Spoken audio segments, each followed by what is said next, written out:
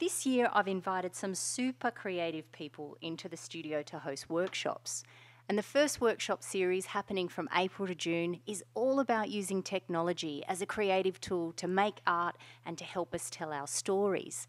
Well, today I'm talking with two of our workshop hosts, Australian kids author Tristan Bancks and Australian kid author and self-confessed llama freak Raph Atkins. Tristan Bancks is an author of more than 10 books for kids and young adults, and his background is in film and acting.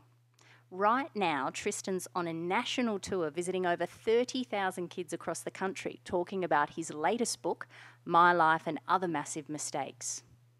Raph Atkins is 14 and loves making stuff. He works in clay, he draws, writes and makes short films, animations and computer games. And last year he celebrated his first big book deal with Random House, with his short story Maurice appearing in Tristan's book of short stories called My Life and Other Stuff That Went Wrong. Well, these two very inspiring fellas are at different stages on their creative paths, and they both happen to use technology in interesting ways. Tristan and Raph are hosting our very first workshop in the studio this year called Claymation, Telling Stories with Clay. Welcome to my cyber studio, Tristan and Raph. Thanks a lot. Hi. Well, Tristan, you first. I mentioned in the intro that you're on a national tour at the moment promoting your latest book for kids. And I think that the life of an author is somewhat still quite mysterious for many of us. What does an author like yourself do all day exactly? What do I do all day? That's a very, very good question. Not much consistently. You know, I am either sort of scurried away writing, usually from about September through to March. And then in March, I seem to have a new My Life book coming out each year these days, which is, a new book of short stories. And so then I head out on the road, and it's the opposite of writing, which is very sort of solo and kind of lonely sometimes, but also you're very in control of the situation. Whereas on tour, anything can happen and you're bumping into other humans, and I like both sides. I think they're both, they work well together. They complement one another. Nice one.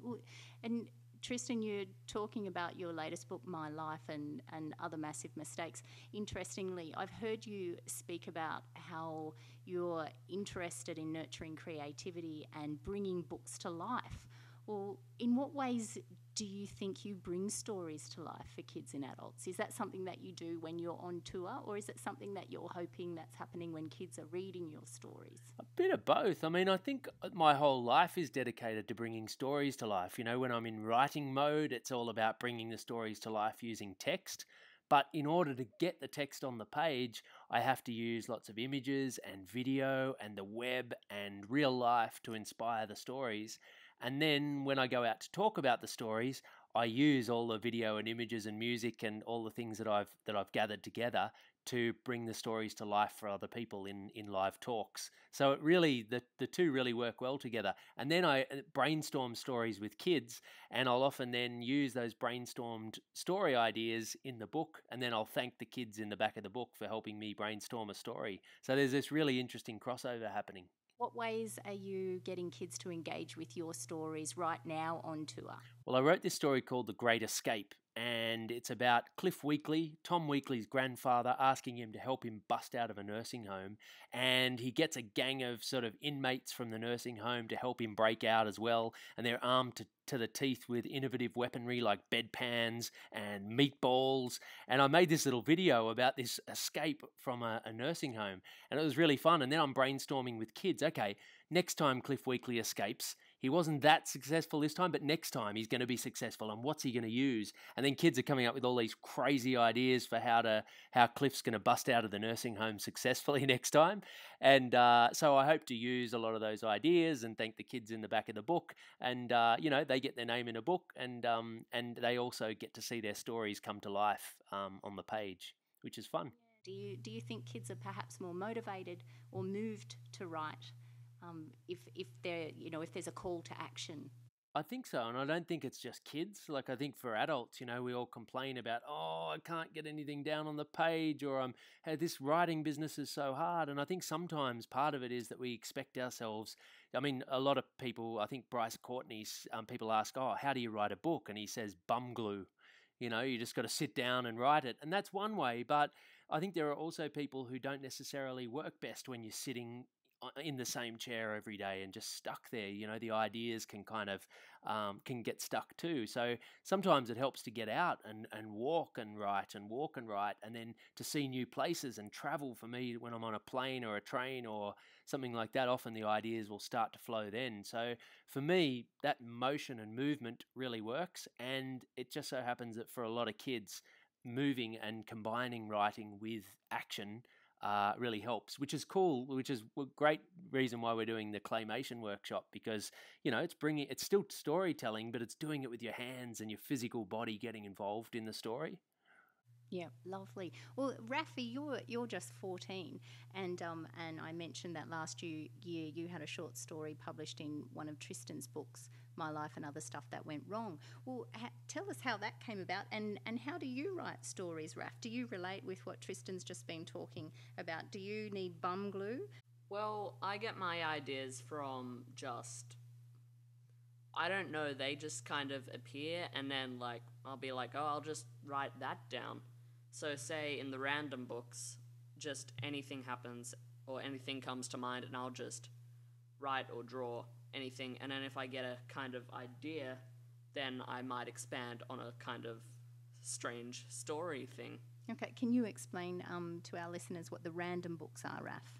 The random books are these little notebooks I have, which I call Raph's Random Books, in which I will draw and write completely random, strange, interesting things that come to mind. And I think I have 10 of these little notebooks, just chockers with crazy, weird things. So what else are you working on at the moment, Raph? At the moment, I am coding and programming games on my computer and my iPad and things.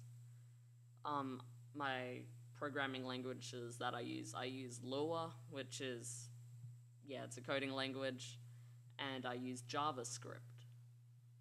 And so to make these things. Okay, can you tell us about that process, Raph? Because I know that that you're an illustrator, that you love to draw, and you have all sorts of different characters that you work on. Can you tell me how does technology or digital tools like Lua and different programming tools, how do they bring your images to life? Well, I just draw them in on my iPad on an app called Art Studio. I upload them to my computer, and then I will put them in the game and make them move around on the screen to make it more interactive, other than just having just straight drawings on a page, to make them walk around and do stuff and beat each other up. And Raph, can I just quickly ask you a question too? Is it storytelling as well? Do you feel like, in the same way as your illustrations and your writing is storytelling, do you feel like you're telling stories with the games, or is it a different thing altogether? I am telling stories with the game. They're not very well developed. It's more just punch up the bad guy. Which works for a lot of Hollywood movies, so... It does. Explosions, beat up the bad guy on a plane, drive a plane into the bad guy. That's good, actually. I'm writing this down. So Tristan and Raph, what can participants expect from your April workshop, from the claymation workshop? What will you both be doing? Raph, you first. Well, they'll learn to make little clay figures, and they'll be able to put their own creative spin and style into it. So they'll get the basic rundown of how to make the little guys, how to use the plasticine and clay to make things, and just to make a basic model for them to work on. And then Tristan will show them, and I'll show them how to use the app and how to animate their characters. And Tristan will show the whole story aspect. Okay, yeah, Tristan, tell us what. I'd say it's going to be a fairly life-changing workshop for kids. I don't think they'll ever be the same again after this. I'm gonna, after they've created their characters, I want to help them to create a story, just a simple story. one location, only, one or two characters, just something simple, but to tell a story that has a beginning and a middle and an end, so that at the end of the day, hopefully they'll walk away with a cool little stop motion that has a great little story, even if it's only, 15 seconds that's Instagrammable perhaps, or, 20 seconds or something. But it'll be something that'll hopefully be complete. Fantastic. Thank you so much, guys, for taking time out of your weekend. I know, Tristan, you are on this big tour, so thank you so much for taking time out, and good luck with the rest of it. Where are you off to next? We are off to Adelaide and Perth this week, and then Melbourne next week, and then I think Brisbane the week after. So yeah, I don't know. It's been fun. This week was really good, so I hope the next week lives up to it. I've never been to Adelaide actually, so that'll be cool. Wonderful. Well, look out for Tristan Bancks, everybody, in your capital city or in your region. And of course, if you are visiting Byron Bay during the Easter holidays, be sure to join in the fun with Tristan and Raph in our studio in their claymation workshop. So you can check out all the details on the Pinky Maurice website under workshops and book your place in the online shop.